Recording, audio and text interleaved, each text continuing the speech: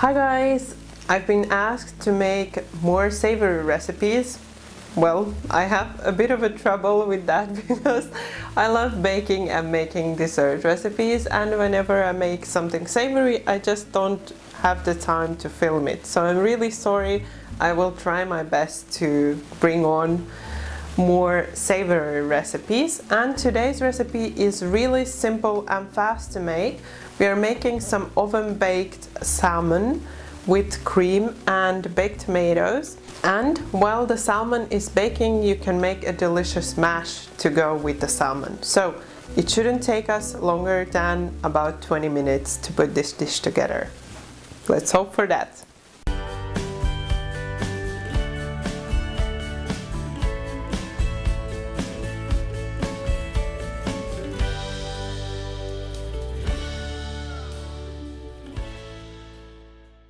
I have here some defrosted salmon. You can also use fresh salmon, so that is not frozen fish, so fresh fish, but I'm going to use this. So I always have some of this in the freezer for when I need a quick meal.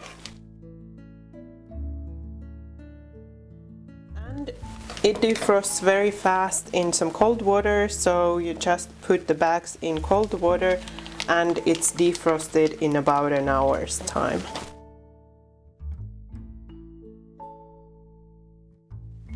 Then I also love to add these little cherry tomatoes to this dish. So I'm just gonna wash them and then I'm gonna place them around the salmon. And you don't need to remove the greens, so just add the tomatoes like this. And I have some odd tomatoes that are not on the stalks anymore. And then we are just going to add a little bit of cream on top.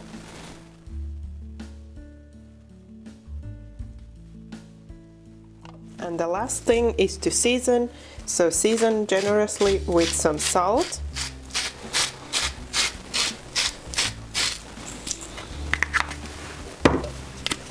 And with some black pepper.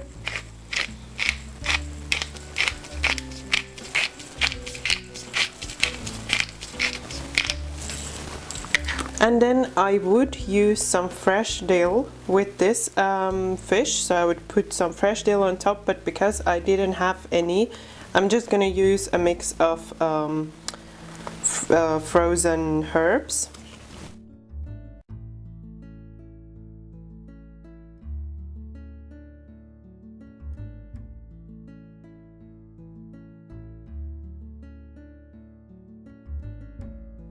And that's it. Now the fish will go into the oven, and in the meantime I will peel and boil the potatoes.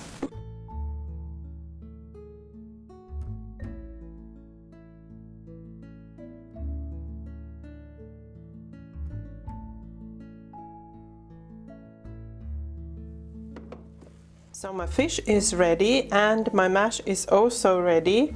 I didn't show how I made it, but if you would want to have my basic mash recipe, let me know. I've tried this in one restaurant and I've been making it ever since at home. So I had some salmon with mashed potato in a restaurant, and I think the mashed potato, well, they said it had some wasabi, but I'm adding some horseradish ever since to my mashed potato. So I have a portion for two here, and I'm going to add about a teaspoonful of the horseradish, and then you just want to mix it in.